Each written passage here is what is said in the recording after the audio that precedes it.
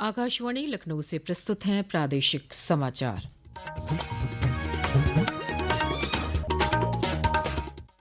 मुख्य समाचार।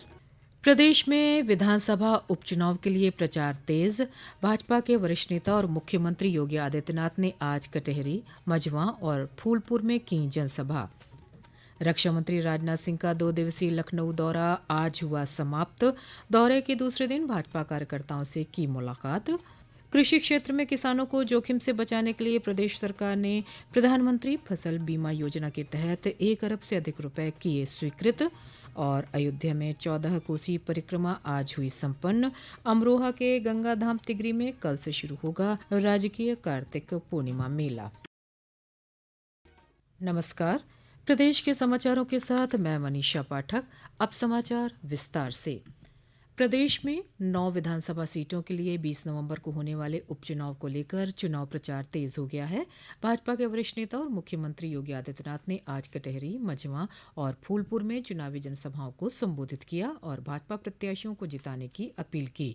इस अवसर पर मुख्यमंत्री ने विपक्ष पर तीखे हमले किए और पीडीए पर निशाना साधा। उन्होंने विपक्ष पर परिवारवाद और महापुरुषों का सम्मान न करने के आरोप लगाए। चुनावी सभा के दौरान मुख्यमंत्री ने कहा कि भाजपा सरकार के आने के बाद प्रदेश के प्रति लोगों की धारणा बदल गई है।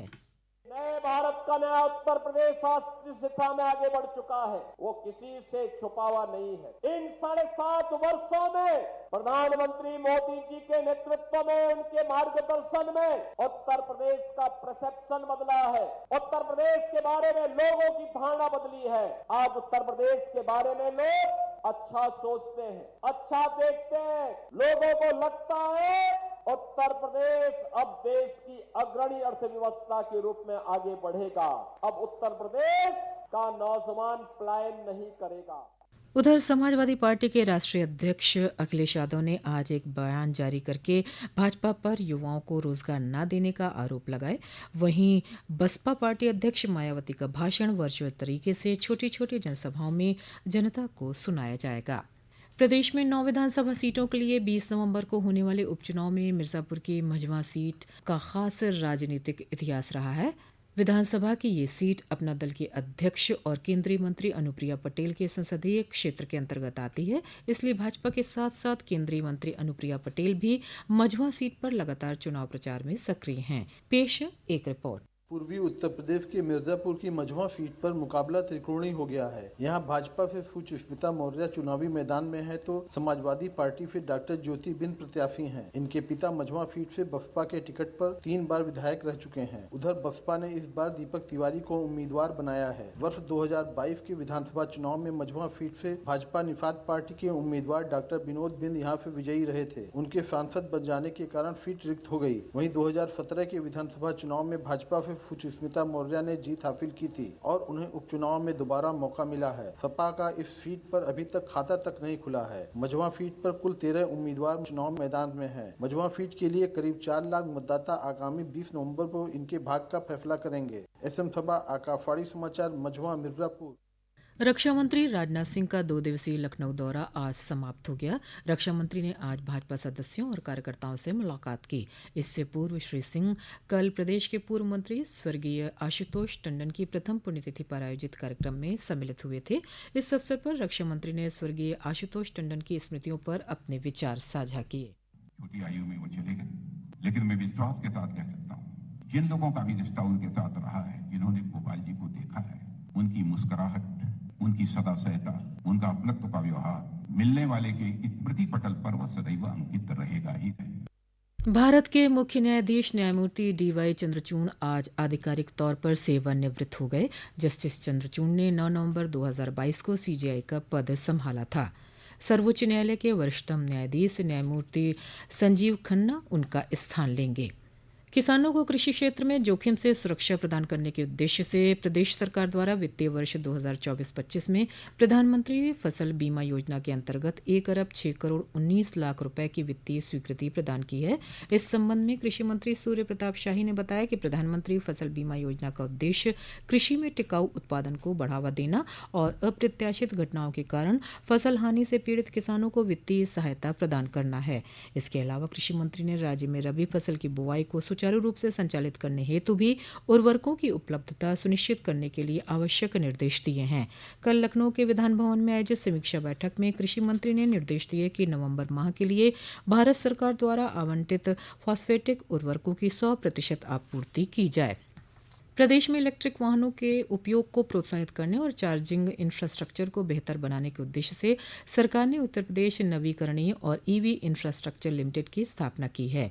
UPREV के तहत राज्य के प्रमुख शहरों, राष्ट्रीय राजमार्गों और शहरी क्षेत्रों में चार्जिंग स्टेशनों की स्थापना की जाएगी। इसके लिए PPP मॉडल का उपयोग किया जाएगा। ये समाचार आप आकाशवाणी लखनऊ से सुन रहे हैं। ताज़ा समाचार जानने के लिए आप हमारी वेबसाइट newsonair.gov.in पर लॉगिन कर सकते हैं। इसके साथ ही आप प्रादेशिक समाचारों का ये बुलेटिन हमारे YouTube channel news on AIR Lucknow पर भी सुन सकते हैं।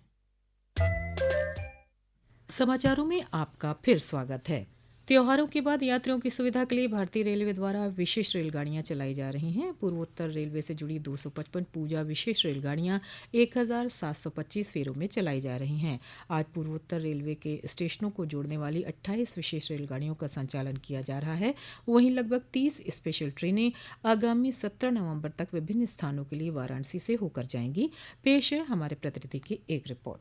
वाराणसी में पूर्वोत्तर रेलवे और उत्तर रेलवे के स्टेशन है, जहां से महानगरों के लिए अतिरिक्त स्पेशल ट्रेनें भी चलाई जा रही हैं। वाराणसी के उत्तर रेलवे के कैंट रेलवे स्टेशन से लगभग 30 स्पेशल ट्रेनें आगामी 17 नवंबर तक विभिन्न स्थानों के लिए पास होंगी। इसमें 6 से ज्यादा ट्रेनें वाराणसी स्टेशन से ही खुलेंगी। इसके अलावा पूर्वोत्तर रेलवे द्वारा छठ महापर्व पर यात्रियों की अतिरिक्त भीड़ को देखते हुए वाराणसी सिटी और बनारस स्टेशन पर भीड़ प्रबंधन सहित अन्य कई कदम उठाए गए हैं। स्टेशनों पर डॉग स्क्वाड के साथ रेल सुरक्षा बल की तैनाती की गई है। आकाशवाणी समाचार के लिए वाराणसी से मनीष सिंह।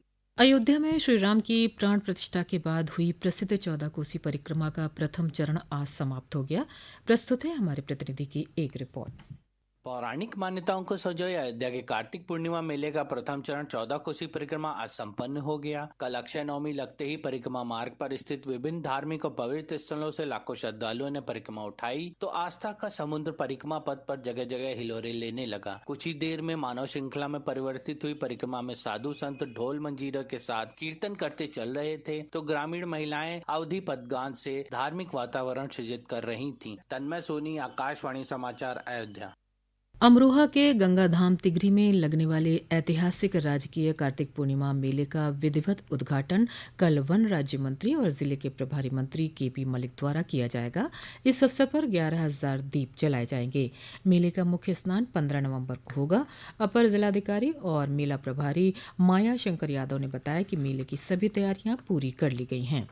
प्रदेश में आज हुई 2 अलग अलग सड़क दुर्घटनाओं में 8 लोगों की मौत हो गई। ग्रेटर नोएडा एक्सप्रेसवे पर एक कार की ट्रक से टक्कर हो जाने से एक ही परिवार के 5 सदस्यों की मौत हो गई, जिनमें 3 महिलाएं और 2 पुरुष शामिल थे। ADCP traffic greater Noida Ashok Kumar ने बताया कि दुर्घटना आज तड़के हुई। परिवार नोएडा से परी चौक की ओर जा रहा था, तभी उनकी कार एक खड़े ट्रक में पीछे से टकरा गई। मुख्यमंत्री योगी आदित्यनाथ ने हादसे पर दुख जताया है। उधर उन्नाव के हसनगंज थाना क्षेत्र में लखनऊ आगरा एक्सप्रेसवे पर आज सुबह एक कार के सड़क किनारे खड़े कंटेनर से टकरा जाने के कारण पिता और 2 पुत्रों की मौत हो गई। प्रयागराज में होने वाले महाकुंभ 2025 को पूरी तरह प्लास्टिक फ्री बनाने का लक्ष्य रखा गया है।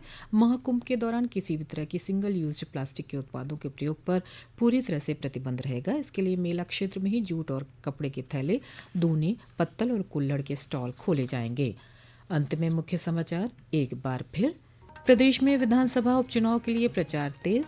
भाजपा के वरिष्ठ नेता और मुख्यमंत्री योगी आदित्यनाथ ने आज कटहरी, मझवा और फूलपुर में की जनसभा।